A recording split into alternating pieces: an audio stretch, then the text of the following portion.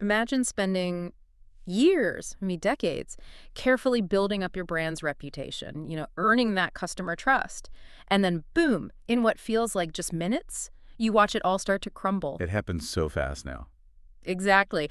A single viral video, maybe a tweet that didn't land right, or even just some small local issue can suddenly explode. It becomes this global PR nightmare almost instantly. Yeah, faster than you can even refresh the page sometimes. That speed, that inherent vulnerability we all face in this hyper-connected world. Well, that's what we're really diving into today. Hmm. This deep dive is all about getting under the skin of crisis communication, specifically in a world moving at, well, viral speed. We're going to look at why those old crisis handbooks, the ones people used to swear by, are frankly pretty outdated now. They just don't keep up, do they? Not really. And we want to figure out what new strategies are absolutely essential to, navigate this landscape. Our mission for you listening is pretty simple. We want to pull out the most important bits of knowledge, the really surprising facts, and the useful insights from the research we've looked at. Yeah, kind of give you a shortcut to getting informed on this. It's critical stuff. Absolutely. It's not just about reacting anymore, is it? It's about understanding the big shifts that make these crises hit so hard.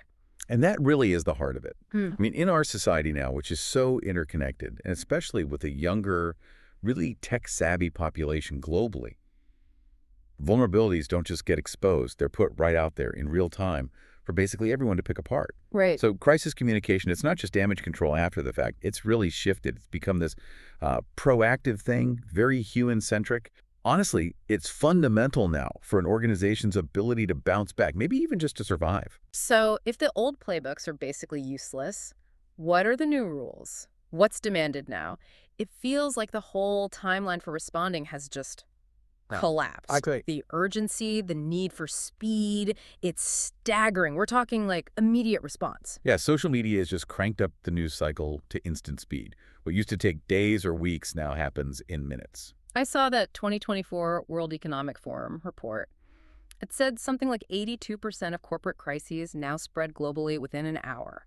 An hour. Think about that, just 60 minutes. Yeah. It means that first hour is absolutely fundamentally critical. If you don't have a plan you can roll out right away, you're not just playing catch up, you're already digging yourself out of a hole. And what's really striking is how fast public perception forms. And not just forms, but hardens into what feels like reality. Remember United Airlines back in 2017? Oh yeah, the passenger being dragged off the flight. Horrible video. Exactly. It went viral instantly. The shock was immediate. But United's initial response, it wasn't just slow, which was bad enough. It was incredibly tone-deaf. The CEO at the time, Oscar Munoz, he actually called it reaccommodating a customer. Reaccommodating. I remember that phrase. It was just, wow. Right. That corporate jargon, that total lack of empathy, it just fueled the fire. The outrage wasn't just tweets and posts. It hit their wallet hard. The company's stock value dropped by, what, $1 billion? In Yeah. a single day. $1 billion just from a slow, badly worded response. The lesson there seems simple, but it's huge. Speed and authenticity, they're just not optional anymore. That delay, it creates this vacuum, right? And it doesn't just get filled with people guessing what happened. It gets filled with real anger, this feeling of betrayal. Yeah, absolutely. Back in the day, companies could maybe control the story initially, buy themselves some time. Not anymore. Every phone is a potential news camera. And that collective outrage can blow up into this global verdict on your whole company's values, not just one mistake. It's how fast perception becomes a financial reality. That's the scary part. It's the psychology of that vacuum, too. People need information, and if you don't give it, they'll make up their own story, and it's usually not going to be flattering. True. But it doesn't always have to end in disaster. Look at KFC in the UK. Remember that? They had a huge crisis in 2018. The chicken shortage. Right. A chicken place with no chicken. You couldn't make it up. Exactly. A logistics mess meant hundreds of their restaurants literally ran out of chicken. Yeah. For KFC, that's like an existential threat. Could have been game over. But their response, it ended up being sort of a masterclass in digital comms. It really was. Instead of hiding or putting out some bland corporate apology, they went bold. They took out a full-page newspaper ad, rearranged their logo to read FCK. Which was risky. Super risky. But alongside it was this really genuine, heartfelt apology. They owned the absurdity of it with humor, showed a human side. And people responded to that, didn't they? They loved it. They appreciated the honesty, the speed, and just the willingness to be a bit vulnerable, make fun of themselves. KFC didn't just weather the storm. They arguably came out stronger. Their brand reputation might have even improved. Wow. It just proved that sometimes a real human response, maybe even with a bit of humor and humility, can be way more effective than some polished, lawyer-approved statement.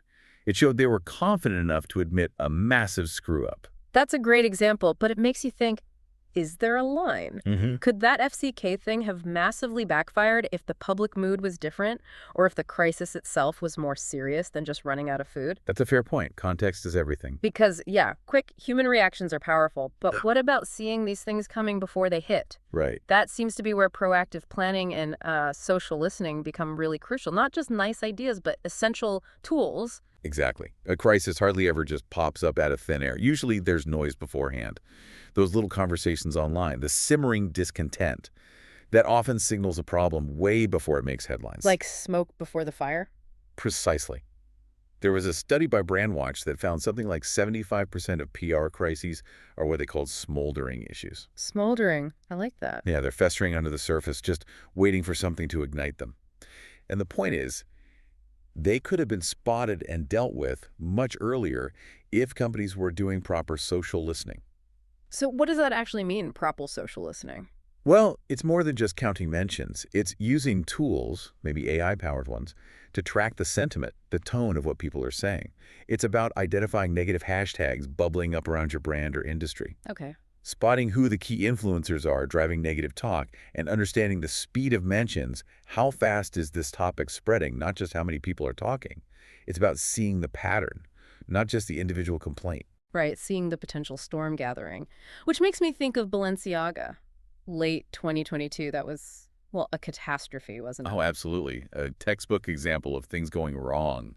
That holiday campaign with the kids holding teddy bears in bondage gear, the reaction was immediate and intense, just spread like wildfire everywhere online. And linking this back, while Balenciaga did eventually pull the ads and apologize, the backlash just kept going for weeks. The crisis stopped being just about the ad itself. It morphed into this bigger thing about the brand's ethics, their judgment. It hit a real cultural nerve. And their initial reaction didn't help, did it? The silence, then threatening lawsuits against the production company? No, that just made it worse. Compounded the damage. It showed they weren't just monitoring their own ads, but they weren't tuned into the wider cultural conversation, the ethical sensitivities. Yeah. There needs to be some kind of crisis filter built into the creative process now. You have to ask, how could this be taken the wrong way? What ethical lines might we be crossing, even accidentally, before it even goes out?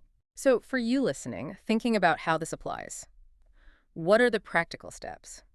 Proactive planning isn't just jargon, right? It's concrete actions. Definitely. First, that dedicated social listening we talked about. Investing in the tools, yes, but also the people. To constantly monitor mentions, keywords, related stuff across all the platforms that matter. Not just spotting negativity, but understanding its path. Is it isolated? Or is it starting to snowball? Yeah. And critically, you need a tiered response plan. That means having a clear chain of command mapped out before anything happens. Who handles what level of crisis? A customer complaint versus a viral video versus a media inquiry? Who has the authority to approve a statement? Who talks to the press? Who manages the social feed? Getting that clear beforehand saves precious time. Absolutely. It cuts out the confusion when the pressure is really on. It means having a playbook ready, not just a vague idea. And finally, those prepared statements. They sound maybe a bit corporate, Yeah. but they're invaluable. They really are. Drafting templates, FAQs, even just holding messages for different potential scenarios means you're not starting from zero when things hit the fan. Right, you're not scrambling for words under pressure, which is when mistakes happen. Exactly. It helps keep the message consistent, on brand, and hopefully empathetic, even when things are chaotic. Stops you from defaulting to that panicked corporate speak. Now, these ideas, empathy, speed, genuine connection, they seem universal, but they take on maybe even deeper significance in certain cultural contexts, don't they? Oh, profoundly so. Take regions like Bangladesh or much of South Asia. The public's connection with brands often isn't just about the product. It's deeply personal. It's woven into community, family, shared values. So a crisis isn't just a company problem. No, it can feel like an affront to the community itself, something felt much more collectively. And I guess that means news, especially bad news, spreads differently too. Amazingly fast, not just through media, but through word of mouth, local networks, amplified massively by platforms everyone uses like Facebook and WhatsApp. It's a different kind of viral spread almost, more visceral. Yeah, I think that's a good way to put it. The emotional connection can be much stronger, which also means trust, if it's broken, is incredibly hard to rebuild. This makes me think about actions really speaking louder than words. It's seriously there, like the Rana Plaza disaster in 2013. A terrible tragedy. And while it wasn't one specific brand's PR crisis, it was a huge wake-up call for the whole global garment industry. Exposed awful working conditions. The outrage was worldwide. It was. And many international brands were under intense scrutiny. But the ones that responded with real transparency, the ones that actually took responsibility for their supply chains, and, crucially, invested in tangible safety improvements, they were the ones who were able slowly over time to start rebuilding trust. That long-term commitment to real change was far more powerful than any quick PR fix or hollow apology. Yeah. It hammered home that what an organization does matters so much more than what it says. And even thinking about more common issues in that region, maybe a data breach at a bank or a mobile payment system going down. Right. When that happens, panic can spread incredibly quickly. Often there's an underlying lack of confidence in digital security anyway. So it's not just about the money, it erodes basic trust in these modern systems people rely on. Absolutely. Yeah. So the lesson there is the response has to do two things. Fix the technical problem, obviously, Right. and do it quickly and transparently. But it also has to focus just as much on rebuilding that personal trust. Clear, constant communication is key. Sometimes, honestly, just a simple SMS update telling customers, "We know, we're working on it," is more reassuring than a fancy press release full of jargon. It shows you care, not just that you're technically competent. Exactly. Demonstrating care. Which brings us back to this core idea. Almost every big PR mess comes down to a failure to connect with people on a basic human level. That's it.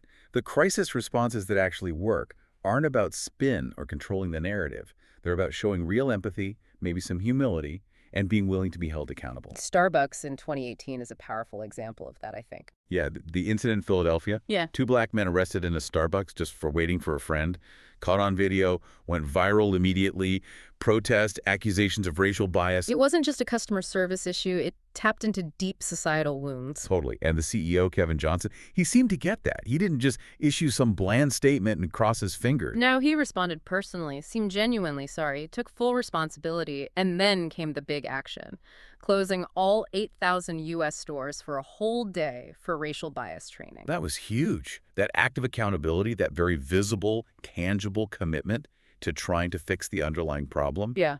that helped them start to regain control. It began that really difficult, messy process of healing their reputation. It showed they were listening and willing to actually invest in change, not just talk about it. So, okay, let's pull this all together.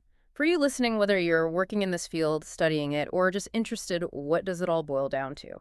It's clear that a solid crisis comms strategy isn't a nice to have anymore. It's core. It's non-negotiable for basically any modern organization. We've kind of distilled 5 key takeaways from our dive today. Okay, first, embrace that first 60 minutes mindset. You have to acknowledge the crisis publicly within that crucial first hour. Your first message doesn't need all the answers. That's usually impossible anyway. The goal is just to show you're aware, you're taking it seriously, and you're starting the process. Even a simple holding statement works wonders here. Something like, we know this happened, we're looking into it, we'll update soon. Exactly. Buys you breathing room and shows you're not hiding. Okay, second. Be human, not corporate. Use a conversational tone. Talk like a real person. Avoid the jargon, the defensiveness, the vague language. And if an apology is needed, make it sincere, make it direct, and critically, back it up with clear actions. Don't just say sorry, show how you're fixing it. Third, listen more than you talk. Use that social media monitoring, not just to check the temperature, but to really understand what people are saying. What are their specific concerns? What questions do they have? Then actually address those things directly, empathetically in your communications. Ignoring the public conversation, that's just asking for the crisis to get bigger. Fourth, have a crisis plan, a detailed one. And this is key. Practice it. A plan sitting on a shelf is useless. Right. Run drills. Assign clear roles. Who's on the social media team? Who's the spokesperson? Everyone needs to know their job before the pressure hits. The time to figure out strategy is definitely not during the crisis. Then fifth, maybe the most important, actions really do speak louder than words. Own your mistakes, yes, but then follow through quickly, transparently, with real solutions. Your transparency and your accountability, those are your biggest assets when things go wrong. Remember that Edelman study finding? 76% of people expect brands to take action in a crisis, not just issue statements. They want proof of change. So, in the end, crisis communication, it's about more than just protecting a brand image or a share price, isn't it? Much more. It's fundamentally about keeping a promise to your customers, your employees, your partners, the whole community. It's about showing what your values really are when things get tough. Yeah, exactly. In this digital age, your brand's reputation, it's not really a shield anymore protecting you. It's more like a mirror. A mirror, I like that. It reflects your values, reflects your actions, reflects your commitment to actually doing the right thing, especially when it's hard, especially when things go wrong.